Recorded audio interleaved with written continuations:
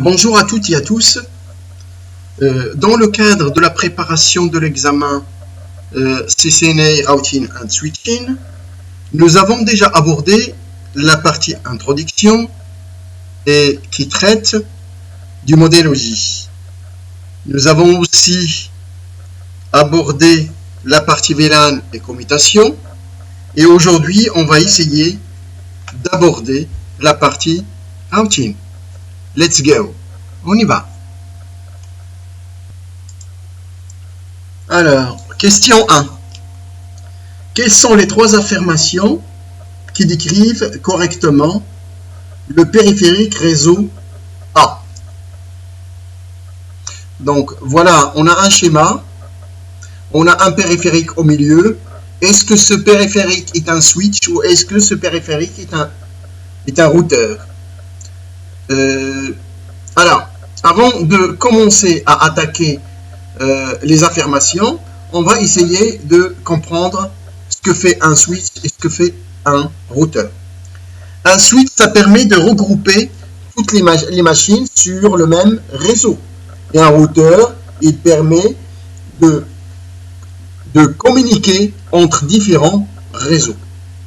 Donc, à partir de là, si mes adresses qui sont à gauche sont identiques aux adresses qui sont à droite, ça veut dire que j'appartiens au même réseau. Ça veut dire qu'il me faut juste un switch. Par contre, si les adresses à droite et à gauche sont différentes, et pour communiquer entre ces adresses, ça veut dire qu'il me faut un routeur. Donc, regardons maintenant un petit peu les affirmations. Alors, l'affirmation A, il nous donne un masque 255, 255, 255, 128. Et on nous dit, chaque interface ne nécessite pas une adresse IP. Ça veut dire quoi? Ça veut dire que ça veut dire qu'il s'agit d'un switch, parce que sur un switch, les interfaces, on ne donne pas d'adresse IP. Donc, si on a le masque 255, 255, 255, 128, on va regarder est-ce que ces adresses-là appartiennent au même réseau ou n'appartiennent pas au même réseau. Alors, pour ce faire, plusieurs méthodes. La méthode du et logique entre le masque et l'adresse IP. Et à partir de là, on peut savoir est-ce qu'ils appartiennent au même réseau ou pas. D'autres méthodes. L'autre méthode, elle est toute simple. Hein. On va faire jouer l'observation. Alors, au niveau de l'observation, qu'est-ce que j'ai? J'ai slash 25. Oui, effectivement, c'est un slash 25. Effectivement, c'est un slash 25. Je vais essayer de vous donner le tableau magique que je vous ai montré la dernière fois. Alors, pourquoi slash 25? Parce que j'ai un 128. 128, comme j'ai 3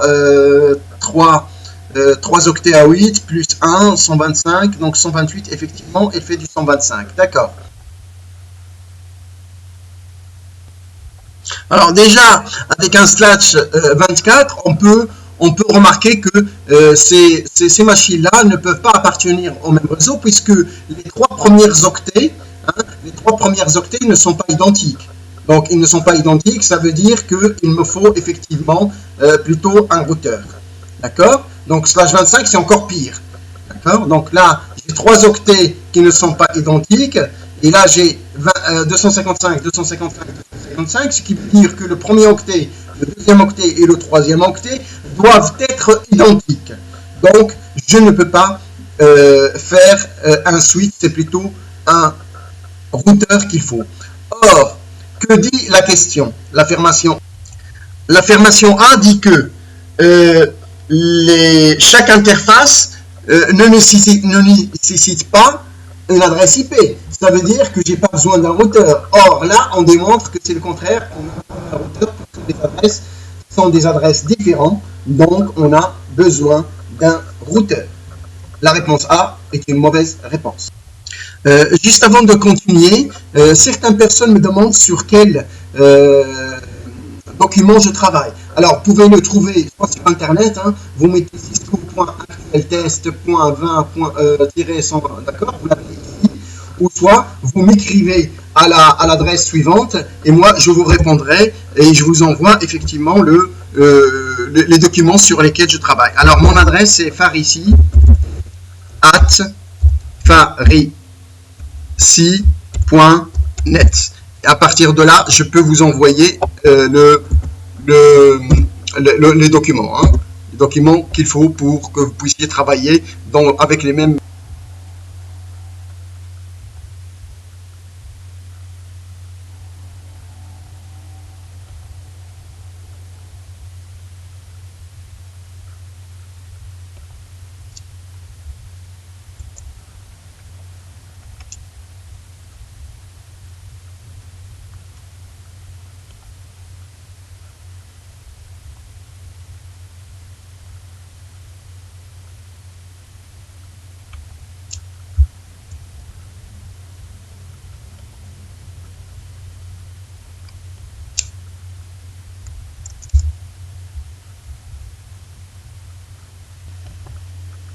Là, vous avez mon adresse qui est affichée ici. D'accord? Donc, les personnes qui souhaitent avoir les documents sur lesquels je travaille, vous m'envoyez un email, vous demandez les documents et je vous les envoie. Merci. Alors, la question B. Que dit la question B ou l'affirmation B? Avec le masque 255, 255, 255, chaque interface nécessite une adresse IP. Effectivement, c'est le contraire de la question A. Donc, bonne réponse. La bonne réponse, c'est B. J'en ai besoin de combien? 3 bonnes réponses. OK. L'affirmation C, pareil. Hein. Donc, avec un masque 255, 255, 255.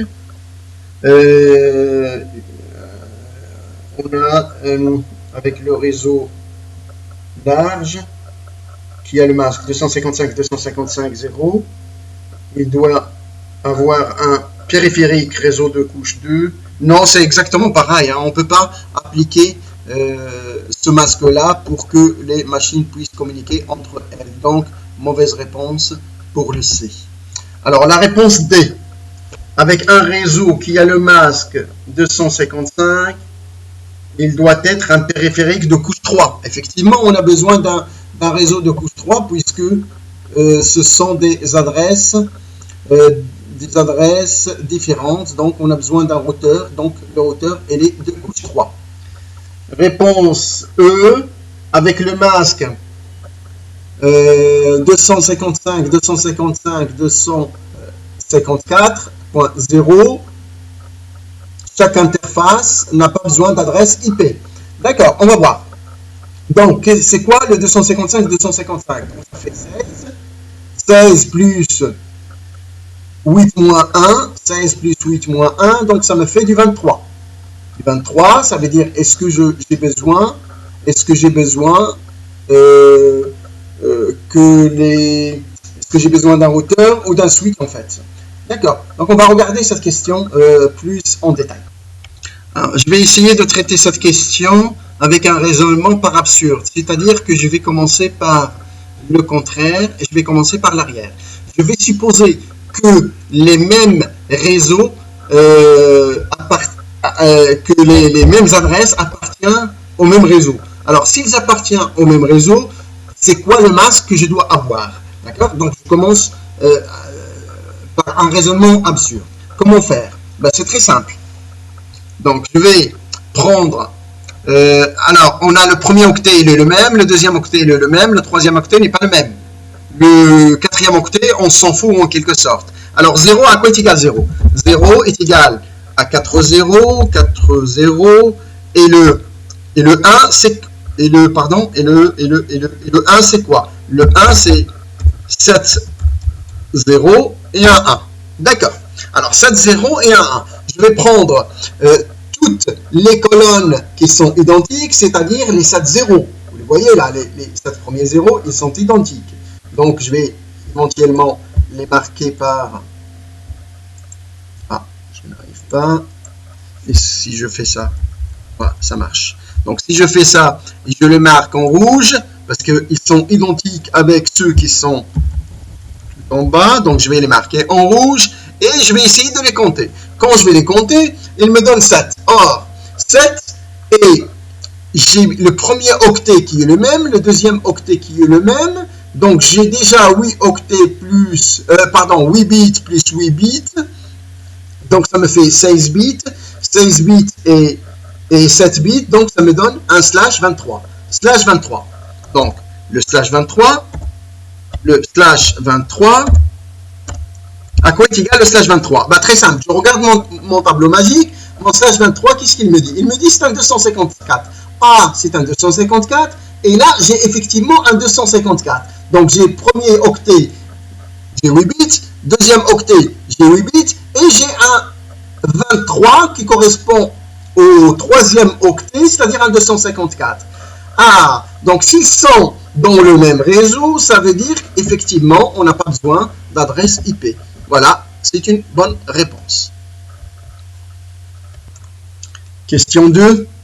Alors, que dit la question 2? Donc, on a un PCA et un PCB qui ne sont pas dans le même réseau. Et A ping B, et on nous dit quelle serait l'entrée du cache ARP de la station A lorsque il ping la station B. Donc, voilà la question. Donc,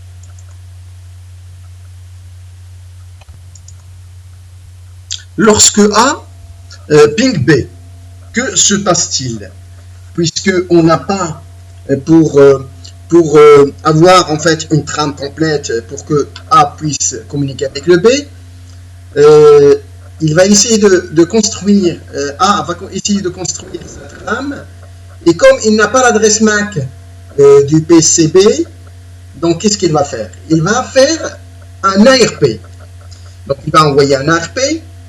L'ARP, la gateway va répondre au PCA pour lui dire, bah écoute, tu veux pinguer un PC qui est en dehors de ton réseau, donc moi je peux communiquer peut-être avec le réseau distant, et donc qu'est-ce qu'il va lui dire la gateway? Il va lui dire, tiens, j'ai mon adresse, voici mon adresse IP, et voici mon adresse MAC.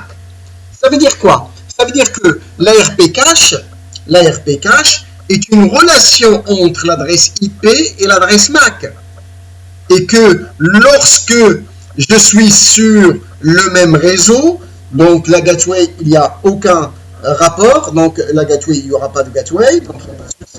Mais quand il y a un réseau différent, le routeur va envoyer en fait son adresse IP et son adresse MAC et qui seront enregistrés dans le cache du PC A. Ça veut dire quoi? Ça veut dire que dans mon ARP cache, je dois avoir le 192.168.6.1 et l'adresse MAC qui se termine avec 89.16. Quelle est la bonne réponse? Donc il faut chercher ça. Quelle est la bonne réponse? Alors 6.1, 89.16, c'est la réponse D. La bonne réponse est la réponse D. Alors question 3. Que dit la question 3? Quelle adresse de destination le PCA utilisera pour envoyer les données au PC C? Deux réponses. C'est exactement le même principe que précédemment. Alors, regardons les affirmations. On nous dit A va utiliser l'adresse IP du commutateur. Non, l'adresse du commutateur, un commutateur n'a pas d'adresse. Et si on lui affecte une adresse, c'est plutôt pour la gestion, pour le management. Donc, ce n'est pas la bonne réponse. L'affirmation B, on nous dit on va utiliser la MAC adresse du switch 1. Non, on ne va pas utiliser la MAC adresse du switch 1 non plus. On va utiliser l'adresse IP du C, effectivement. Rappelez-vous, une adresse IP, on avait parlé longuement pendant le cours et on a dit qu'une adresse IP, c'est du 1-to-1. Ça ne change jamais en cours de route. Sauf bien sûr, et là je mets entre parenthèses, quand j'ai la NAT, quand j'ai la NAT. D'accord? Ou PAT, peu importe. C'est le même principe. Donc, Par contre, ici, non, on est du end-to-end.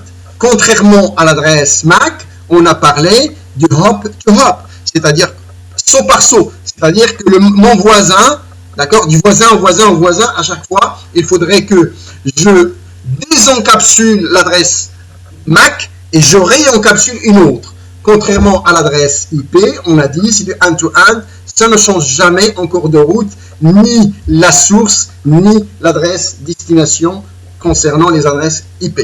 À partir de là, qu'est-ce qu'ils me disent? L'affirmation C.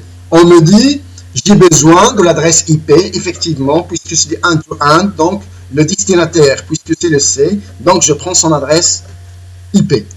Bonne réponse, C. J'en ai besoin de 2. Après, on me dit, j'ai besoin, l'affirmation D, l'adresse IP de l'interface E0. Non, de MAC adresse. C'est quoi ça? Là, il y a une petite erreur. Je vais rectifier et je reviens vers. Non, il n'y a pas d'erreur. On me dit qu'il y a, c'est l'adresse MAC du C. Non, le C, il est distant, puisqu'il n'est pas sur le même réseau que moi, donc c'est pas lui que je dois prendre. Donc, mauvaise réponse. La D est une mauvaise réponse. Est-ce que je dois prendre l'adresse IP du routeur? Non, je ne prends pas l'adresse IP du routeur. D'accord, je prends l'adresse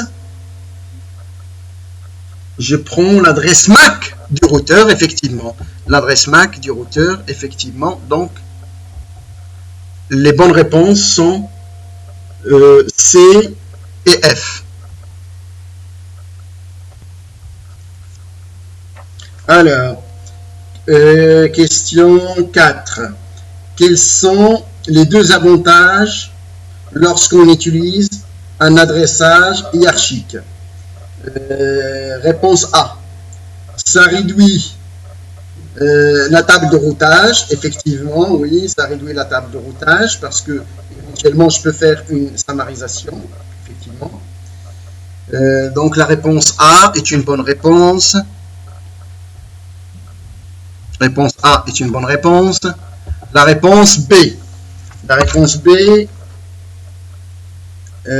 Notre auto-négociation de taux des médias. Non, déjà, c'est pas compréhensible la réponse. C'est pas une bonne réponse de toute façon. L'utilisation efficace des adresses MAC. Non, on parle d'adresse. On est en train de parler d'adresse IP, d'accord, au niveau du réseau. Et là, on nous parle d'adresse MAC. Rien à voir. On parle des adresses logiques et non des adresses physiques. Alors, la réponse D, ça permet une communication dédiée entre les périphériques. Non. Réponse E, ça permet la fiabilité et gestion. Ça permet la facilité. Ça facilite la gestion, d'accord? Ça facilite la gestion et le dépannage, effectivement. Effectivement, au niveau du E, ça peut faciliter la gestion et le troubleshooting. Question 5. Alors, la question 5, on nous parle de summarisation. D'accord. Quelle adresse résumée le routeur A doit envoyer pour justement réduire la table de routage? Alors, remarquons que j'ai du 72 partout, du 16 partout, et le 3e octet, ça change. Donc, je vais essayer de regarder l'adresse IP la plus petite et l'adresse IP la plus grande. Donc, je vais essayer de prendre la plus petite adresse parmi ceux-là et la plus grande adresse parmi ceux-là. Donc, la plus petite adresse, c'est un 100. La plus petite adresse, je vais essayer de l'écrire. C'est un 172.16.32. Alors, le 32, c'est quoi? C'est un 0. Non. Le 5e octet, c'est un 1. Et le reste, c'est un 0. D'accord? La plus grande, c'est un 172 et un 16 et combien? 164. Alors, le 164, un 164, c'est égal à 128, donc c'est égal à 1. Ici, est égal, si je mets 64, donc ça fait 192, donc c'est pas bon.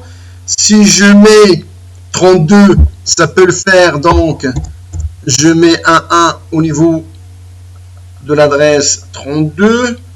Et après, donc ça me fait 160. 160, il faut que je rajoute un 4 pour avoir 164. Ok, donc, donc je suis à 32, 16, 8, 4, 0, 0. Voilà. Ok. Donc, regardons bien. Je veux faire une sommarisation. Quels sont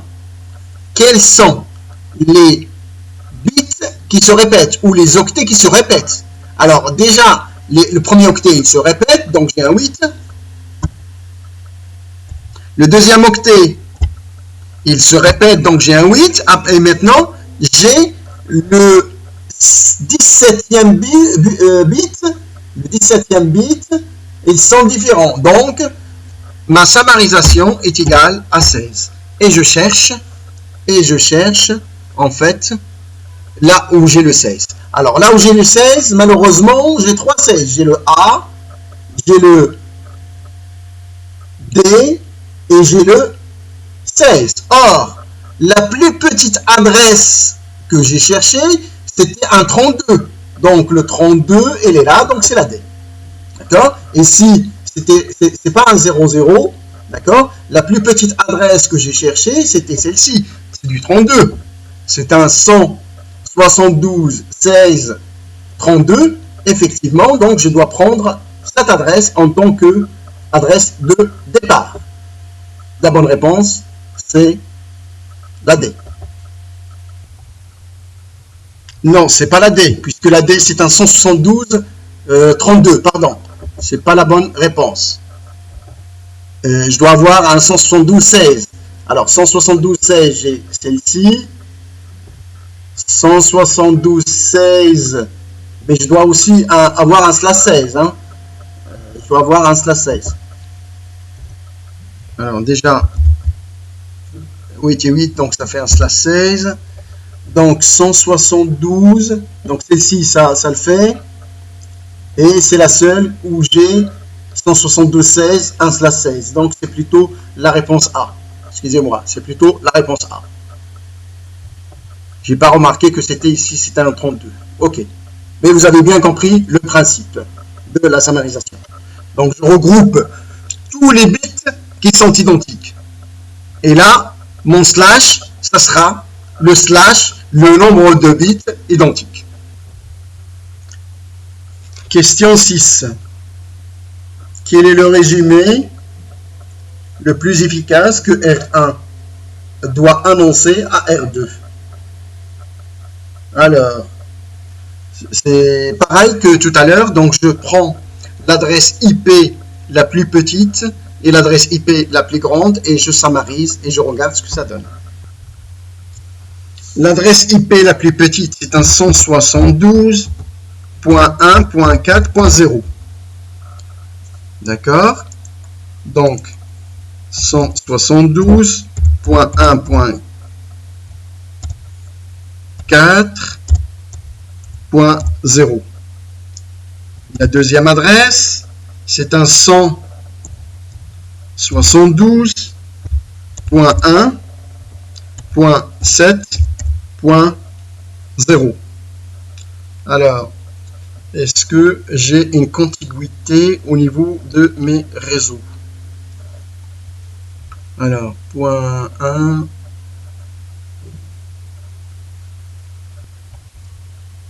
Alors, ici, le 4. Alors, le 4, c'est quoi? C'est un 0, 0, 1, 0, 0. D'accord? Le 7, à quoi est égal le 7? C'est un 0, 0, 0, 0. D'accord? C'est un 0. Le 7, c'est 3, 1. D'accord? Donc, regardons. Donc j'ai le premier octet, il est toujours le même, le 172. Le 1, il est toujours le même partout. Par contre, dans le troisième octet, ça change. Donc le troisième octet, qu'est-ce que j'ai? J'ai 6 octets qui se répètent. Vous les voyez là? Je vais les marquer en rouge, comme tout à l'heure. Et je vais les compter. Donc je les marque d'abord en rouge pour que vous les voyez. D'accord? Et combien j'ai? J'ai 6 octets qui se répètent. Or, j'ai déjà 172 qui se répètent. L'octet 172 est le même. L'octet 1 est le même. Donc ça fait 8 et 8, ça fait 16. 16 et 6, ça fait slash 26. Je dois chercher, slash 22. 16 et 6, ça fait 22. Alors, le 22, je cherche, j'ai le B qui est égal à 22 et j'ai le E qui est égal à 22. Donc j'ai deux 22. Vous voyez là? Le B et le D. Or, moi, je dois commencer par le 4. N'est-ce pas? Je dois commencer par...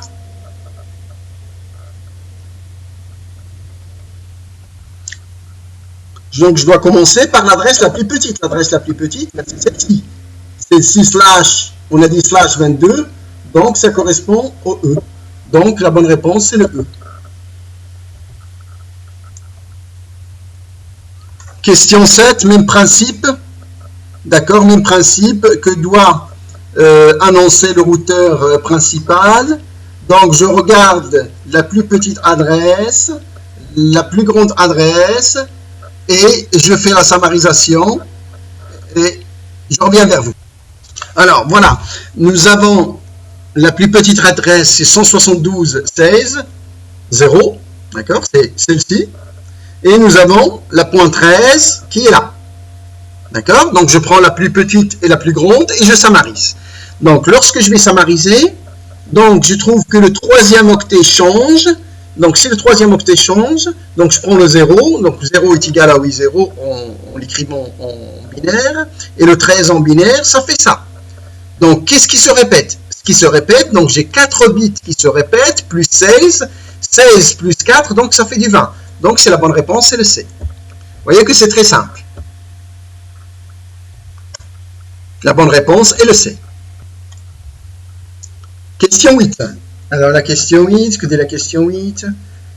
Que fait un routeur lorsqu'il exécute un protocole de routage de la famille vecteur distance? Alors, affirmation A. Il envoie régulièrement des mises à jour indépendamment de modifications topologiques. Effectivement, rappelez-vous, un vecteur distance, c'est le RIP.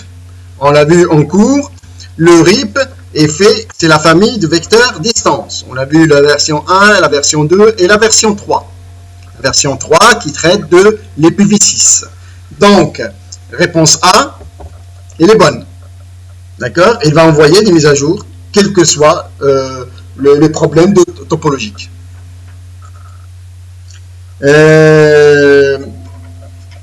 Qu'est-ce qu'il va faire aussi? Alors, il va envoyer. Est-ce qu'il envoie l'ensemble de la table de routage à tous les routeurs du domaine de routage? Non. Tous les domaines de routage, c'est-à-dire que là, j'ai de l'OSPF, j'ai de l'GRP, j'ai un peu des protocoles différents. Est-ce que le RIP sait parler aux autres protocoles? Un qui parle anglais, l'autre qui parle chinois? Non. À partir du moment où ils ne parlent pas le même langage, donc il ne peut pas envoyer la table à d'autres personnes qui ne connaissent pas son langage. Donc la réponse B est une mauvaise réponse. La réponse C. Envoyer l'ensemble de la table de routage à tous les routeurs du... Non, ça c'est le B. La réponse C. Utiliser l'algorithme du chemin le plus court. Non, il n'utilise pas l'algorithme du chemin le plus court. Puisqu'on a dit le chemin le plus court, c'était plutôt l'OSPF. Donc, là, ce n'est pas une bonne réponse. La D. Alors, la D.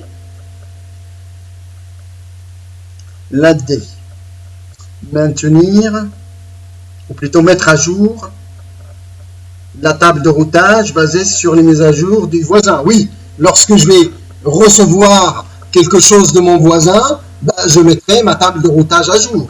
Donc, Bitgate, il dépend aussi de ce que fait mon voisin, puisque à partir du moment où il va m'envoyer sa table à jour, moi aussi, il faut que je la fasse à jour. Alors, la E, je dois avoir deux réponses. Apparemment, déjà, c'est deux réponses. On regarde pourquoi la troisième, la E n'est pas bonne. Maintenir la topologie de l'ensemble du réseau dans sa base de données. Non. Non, mauvaise réponse.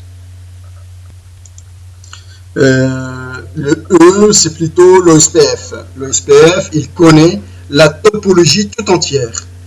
C'est pas le rôle de vecteur distance.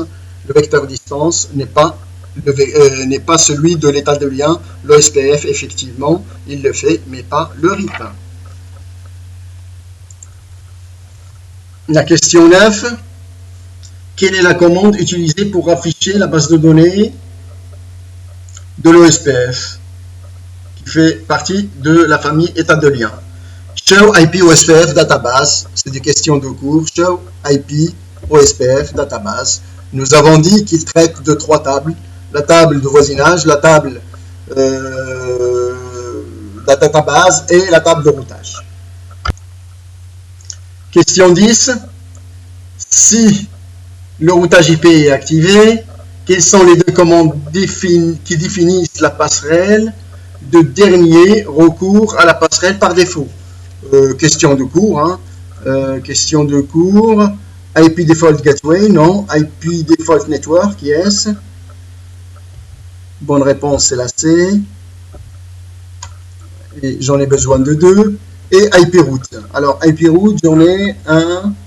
Sauf que celui-là, il n'est pas bon. Donc, soit je lui donne l'adresse IP du prochain saut, ou soit je lui donne l'interface qui est connectée à moi. Donc, c'est plutôt C et E. Question 11. Alors, quels paramètres souhaitez-vous régler pour avoir une sélection de route statique en tant que sauvegarde? Non. Non. Je suis en train de faire la 10. Non. La 11. La 11. La 11. Que dit la 11? C'est ça, ouais. Quel paramètre?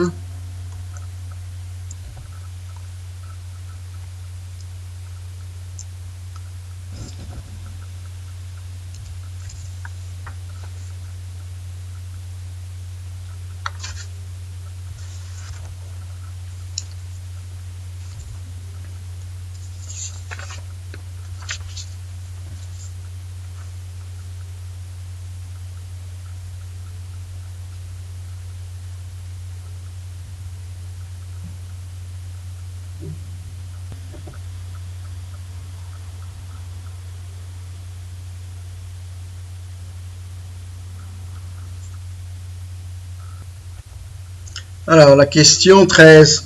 On nous dit que l'administrateur souhaite réduire la taille de la table de routage sur le routeur central. Quelle est l'entrée partielle de la table de routage sur le routeur central? Et on veut un résumé sur le routeur Phoenix, mais aucun sous-réseau supplémentaire. D'accord. D'accord. Et tout ça, ça doit être sur le réseau local de Phoenix. D'accord. Ok. Donc, regardons le routeur Phoenix. Donc, il y a un lien WAN. Et nous, on veut faire une summarisation au niveau du WAN, au niveau du LAN.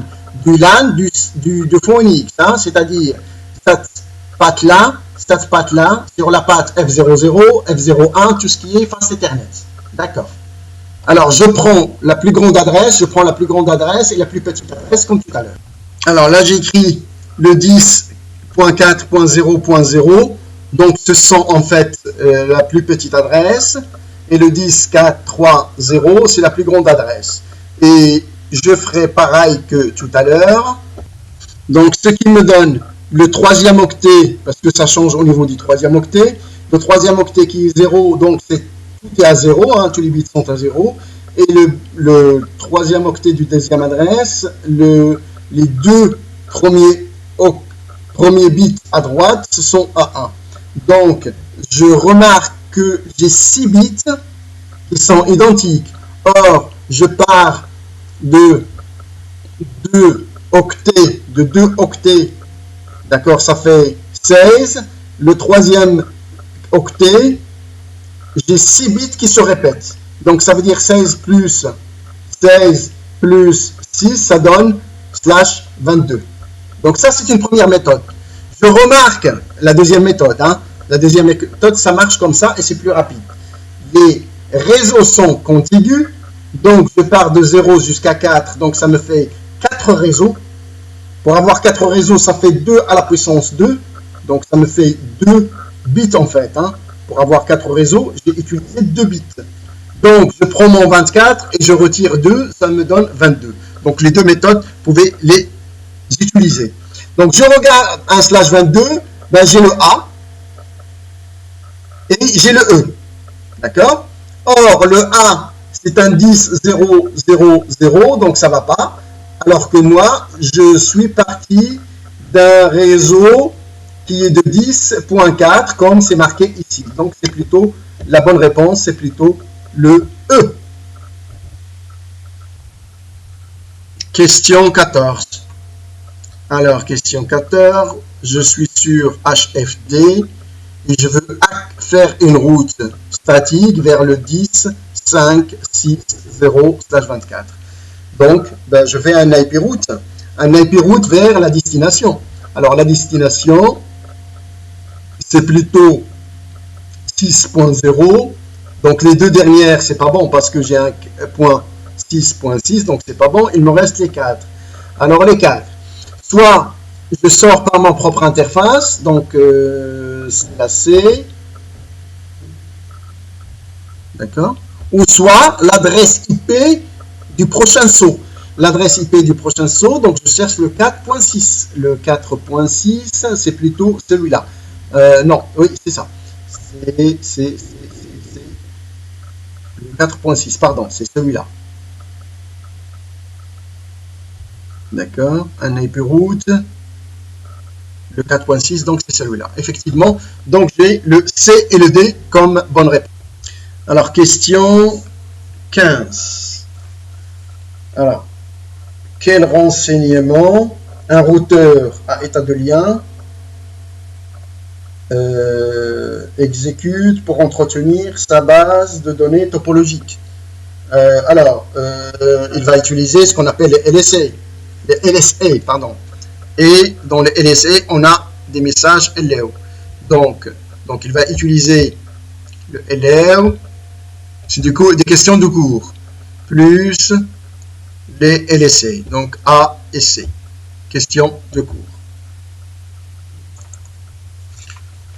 Question 16. Quel énoncé décrit les propriétés ou les caractéristiques de l'OSPF? L'OSPF, il supporte le VLSM, effectivement. Il prend en charge le VLSM, il est utilisé pour le routage entre systèmes autonomes. Non, mauvaise réponse. Il confine, il limite, d'accord? Il confines, il limite l'instabilité du réseau, effectivement, puisque grâce au zonage, quand on va commencer à segmenter les zones, effectivement, il va limiter, d'accord, il va limiter l'instabilité. Et si jamais il y a un changement sur ma zone, donc c'est juste ma zone qui est affectée et non les autres. Alors, le D, il augmente la charge de routage sur le réseau, non? Il permet un contrôle étendu sur les mises à jour, oui. Il permet un contrôle, ça c'est oui. Et il est plus simple à configurer que le RIP. Non, il est très difficile à configurer. C'est le protocole de routage le plus difficile par rapport au protocole qu'on connaît aujourd'hui. Alors, question 17. Quelle est la distance administrative par défaut de l'OSPF? Question de cours 110. Alors, question 18. La question 18. Quelles caractéristiques du protocole de routage à état de lien? Alors, il fournit une vue sur la topologie, d'accord, sur la topologie entière, on l'a dit tout à l'heure, sur l'une des questions, d'accord. Le protocole de routage, il voit tout le réseau, l'OSPF, hein, à état de lien, donc il voit tout le réseau, d'accord. Après, B, il échange des tables de routage, non, il ne change pas de table de routage, il échange juste le LEO, calcule le chemin le plus court, effectivement, c'est son point fort, le calcul du chemin le plus court, et utilise des mises à jour lorsque un événement arrive. Donc, effectivement, le D. Et le E, il dit qu'il utilise fréquemment des mises à jour régulières, non. Ça, c'est plutôt le RIP. Tous les temps de secondes, il va envoyer, d'accord. Donc, c'est pas l'OSPF, état de lien. On peut se contenter aujourd'hui de 18 questions. Il nous reste encore 2 tiers par rapport à la partie routage. Donc, je vous dis à la prochaine et merci.